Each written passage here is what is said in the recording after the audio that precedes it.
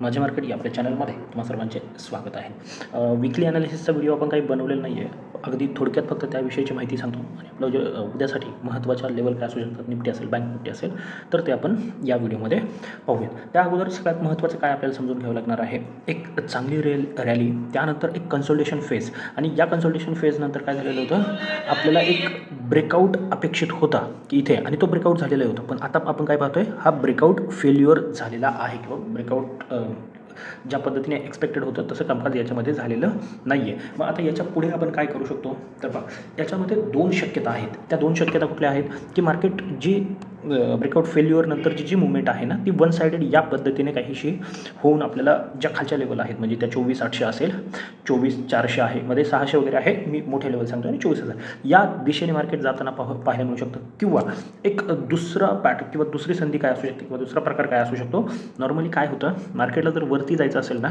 तर अगोदर जेवढे म्हणून काही वीक बायर ज्यांना आपण म्हणतो ना, मी हे खूप वेळा सांगितलं की त्यांना बाहेर काढलं जातं।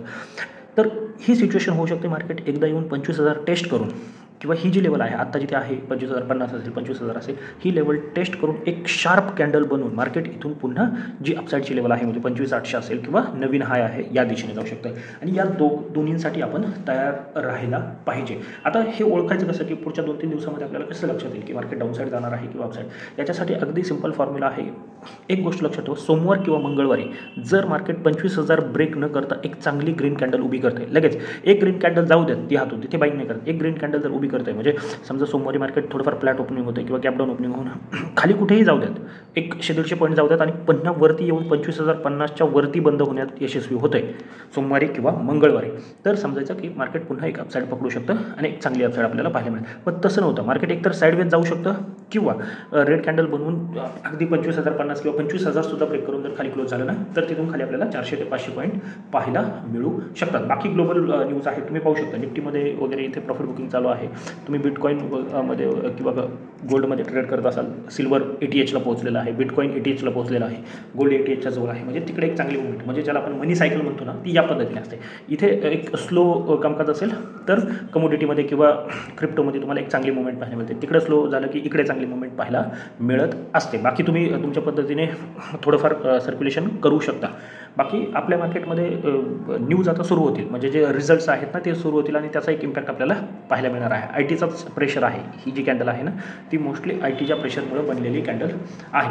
बाकी दुसरं ट्रम्प तात्यांचं जे चालू आहे ते चालू आहे, आपला अजून टेरिफचं डील झालेलं नाही आहे। आणि दुसरं महत्त्वाचं, जेरेमी पॉवेल साहेबांना बहुतेक ते रिझाईन करण्याच्या दिशेने घेऊन चाललेले आहेत, ते रिझाईन झाल्याच्या नंतर तिथे एक मार्केटला शॉक बसू शकतो किंवा मार्केट तिथे शेकी होऊ शकतं। ते अपसाईड असेल, डाऊन साईड असेल, ते त्या दिवशी आपल्याला ठरवूयात की किंवा त्या दिवशी पाहूयात। एवढे छोटे मोठे काहीतरी न्यूज आहेत सध्याला, अजून तरी मोठी न्यूज अशी मार्केटमध्ये नाही आहे। खरं तर ह्या छोट्या नाही आहेत, परंतु आता हे बऱ्याच दिवसांपासून चालू आहे, म्हणून मार्केटने बऱ्यापैकी ऑब्झर्व केलेलं आहे त्या गोष्टी।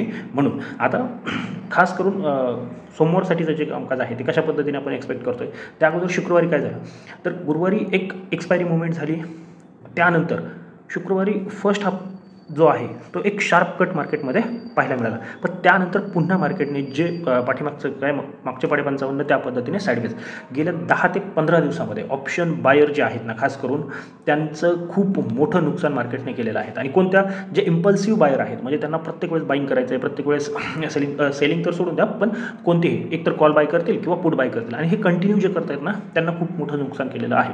ज्यांनी आपले ट्रेड लिमिटेड ठेवले, क्वांटिटी लिमिटेड ठेवल्या, आणि हे गेल्या 8-10 दिवसापासून आपण आपल्या व्हिडिओमध्ये असेल किंवा टेलिग्राम चॅनल असेल हे अपडेट करतोय की सध्या बायरचे दिवस नाही आहेत, थोडे सावध राहा।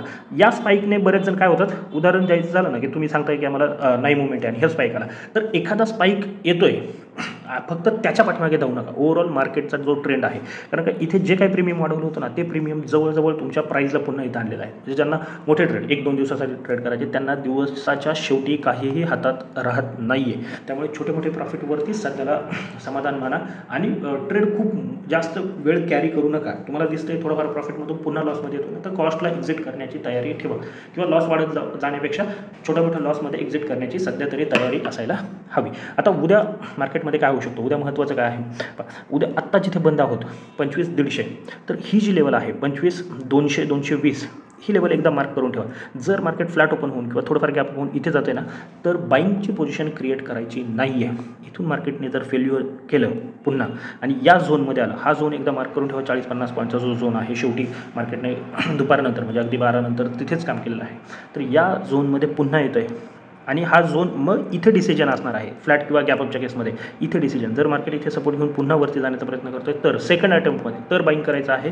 किंवा इथे सस्टेन करून फेल्युअर होऊन खाली येते ना, ही जी लेवल आहे 25,120ची, ती जर ब्रेक झाली तर एक चांगली डाऊनसाईड आपल्याला पाहायला मिळू शकते. मग ती तुम्हाला कुठपर्यंत घेऊन जाऊ शकते. पहिली लेवल आहे ती 25,040ची आहे. त्यानंतर 24,960 आहे, अगदी 24,880 आहे आणि 24,800 आहे. या लेवल जवळजवळ 350 ते 400 पॉईंटच्या लेवल आपण डिस्कस करतो आणि त्या येण्याची शक्यता आहे. कारण का मार्केट बरेच दिवस त्या रेंजमध्ये होतं आणि आता फेल्युअर होते. जर मार्केटला खाली जायचं असेल तर एक शार्प कट इथे येऊ शकतो. पण जोपर्यंत ही लेवल गॅपडाऊनने जर ब्रेक झाली ती लेवल, तर वेगळं पद्धतीने आपल्याला अप्रोच करायचं आहे. पण थोडंफार फ्लॅट किंवा थोडंफार गॅपअप ओपनिंग झालं आणि मग फेल्युअर होऊन खाली येते ना, तरच इथे 2 संधी मिळू शकतात. एक, मार्केट सपोर्ट घेऊन वरती जाते, पण वरती जाणाऱ्या मार्केटसाठी इथे क्वांटिटी 50% ठेवायच्यात आणि उरलेले 50% क्वांटिटी मार्केट ज्यावेळेस 230 ही लेवल आहे, 25,230 ही लेवल ज्यावेळेस ब्रेक करेल ना, त्यावेळेस 50% ॲड करायच्या आहेत. आता गॅपडाऊनच्या केसमध्ये काय होऊ शकतं, जर 60, 70, 80 पॉईंट म्हणजे 25,040च्या वरती कुठेही गॅपडाऊन होते, त्याच्या खाली नाही, त्याच्यावरती जर गॅपडाऊन होते, तर काय होऊ शकतं, एक वेळ मार्केट या लेवलला 25,120 जी लेवल आहे ना, ते टेस्ट करायला येऊन एखादा डबल टॉप बनवेल ना, त्यावेळेस आपल्याला डिसिजन घ्यायचा आहे. किंवा 25,040च्या आसपास सस्टेन करून 25,040 ब्रेक झाल्याच्या नंतर आपण डाऊन साईडचा प्लॅन करायचा आहे. गॅपडाऊनच्या केसमध्ये 960ची वाट न पाहता इथे 980ला पण एक तुम्ही प्रेफरन्स देऊ शकता, की जर मोठं गॅपडाऊन होते म्हणजे 25,000च्या आसपास गॅपडाऊन होते, तर 24,980ला डबल बॉटम बनवलं तर बाईंगसाठी आणि तिथे सस्टेन करून ब्रेकडाऊन आला तर सेलिंगसाठी 25,980चा विचार करू शकता या पद्धतीने. आता जर डायरेक्ट गॅपअप ओपन होते आणि 25,230च्या वरती गॅपअप होऊन सस्टेन करते, तर नवीन जो काही ब्रेकआउट वगैरे येईल ना, तर त्याला आपण ट्रेड प्लॅन करायचा आहे, हे लक्षात ठेवा. अगदीच मोठं 100-150 पॉईंटचं गॅपअप होतं आहे, तर 230ला टेस्ट करायला येऊ देत, डबल बॉटम असेल किंवा कोणतंही बुलिश फॉर्मेशन बनवू देत, तर बाईंग करायचं आहे. बाईंग साईडला थोड्या क्वांटिटी कमी ठेवा, कारण का जरी मार्केटला वरती जायचं असलं, एक स्ट्रॉंग कॅन्डल बनल्याच्या नंतरच आपण पूर्ण क्वांटिटीने या पद्धतीची एखादी ग्रीन कॅन्डल बनली ना, डेली कॅन्डल सांगतोय, तर पुढच्या दिवसासाठी मग मंगळवारपासून आपण अपसाईडच्या मोठ्या टार्गेटसाठी किंवा आपल्या ज्या रेग्युलर क्वांटिटी आहेत त्यांनी ट्रेड करायचं आहे. उद्याच्या पुरतं अपसाईडच्या ज्या क्वांटिटी आहेत त्या 50%च ठेवायच्या आहेत. जर डायरेक्ट गॅपअप झालं तरीही 50% क्वांटिटी फ्लॅट गॅपअप होऊन पुन्हा इथे येऊन जर तुमची ट्रेड बनतो आहे म्हणजे 25,120च्या आसपास जर बुलिश ट्रेड बनतो आहे तुमचा सेटअप पाहून त्या वेळेचा, तर 50% इथे आणि 50% इथे या पद्धतीने आपण प्लॅन करू शकतो. आता बँक निफ्टीमध्ये काय होऊ शकतं, बँक निफ्टीमध्ये तेवढा विकनेस नाही आहे जेवढा निफ्टीमध्ये आहे. कारण का बँक निफ्टीचा जो काही डेटा आहे किंवा ज्या पद्धतीचा ऑप्शन चेनचा डेटा बनला आहे ना, तोही थोडा क्रिटिकल आहे. पण उद्यासाठी इथे सुद्धा काय महत्त्वाचं आहे, वरती जी लेवल आहे ती आहे 56,800 आणि डाऊन साईड जी आहे ती आहे 56,600. म्हणजे हे जे 200 पॉईंटची रेंज आहे ना, ती खूप इम्पॉर्टंट असणार आहे. जर मार्केट फ्लॅट ओपन होतं आहे आणि थोडा वेळ कामकाज करून जर 56,600 ब्रेक करते ना, तर तुम्ही डेफिनेटली एक 100-125 थोडा मोठा येईल स्टॉप लॉस स्पॉटवरती 100-125 स्पॉटवरती हा स्टॉप लॉस प्लेस करायचा आहे आणि डाऊन साईडचा ट्रेड तुम्ही प्लॅन करू शकता. पण मग इथे एक मोठं टार्गेट तुम्ही एक्सपेक्ट करू शकता, ॲटलीस्ट 300 ते 400 पॉईंटचं ते टार्गेट तुमचं होऊ शकतं 56,250पर्यंत. जर एखादा सेटअप बनतो आणि स्टॉप लॉस सारखं 30-40 पॉईंटचा येतो ना, तर मग तुम्ही 1:2, 1:3 या पद्धतीने टार्गेट प्लॅन करू शकता. पण 56,600च्या खाली ज्या इम्पॉर्टंट लेवल आहे ती आहे 56,400, 56,250 आणि 56,000 ही जी सायकोलॉजिकल लेवल आहे ती आहे आणि त्यासाठी आपण प्लॅन करू शकतो. 56,800च्या वरती अगदीच मोठी मुवमेंट येईल का, तर तसं सध्या दिसत नाही. कारण 56,800च्या वरती लगेच 56,950 एक लेवल आहे, त्यानंतर 57,050 ही एक लेवल आहे आणि 57,200 या लेवलपर्यंत आपण पाहू शकतो की मार्केट अपसाईडला जाण्याचं पोटेन्शियल आहे. अपसाईडला इथेही क्वांटिटी कमी ठेवायची आहे, डाऊन साईडला तुम्ही पूर्ण क्वांटिटीने ट्रेड प्लॅन करू शकता. जर उद्या कॅन्डल ग्रीन उभी राहते तर मंगळवारसाठी मग तुम्ही रेग्युलर अपसाईडच्या क्वांटिटी ठेवू शकता, म्हणजे ज्या तुम्ही क्वांटिटीने ट्रेड करताय त्या पद्धतीने प्लॅन करू शकता. एक्स्ट्रा उद्याच्या दिवस काहीही करण्याचा प्रयत्न करू नका. गेले 10-12 दिवस काही एक्स्ट्रा ऑर्डिनरी झालेलं नाही मार्केटमध्ये आणि उद्याही होईल अशी अपेक्षा नाही आहे. पण जरी झालं तरी एक दिवस जाऊ द्यात आणि मग त्यानंतर आपण जे काही रेग्युलर क्वांटिटी किंवा रेग्युलर टार्गेट आहे त्यासाठी ट्रेड प्लॅन करू शकता.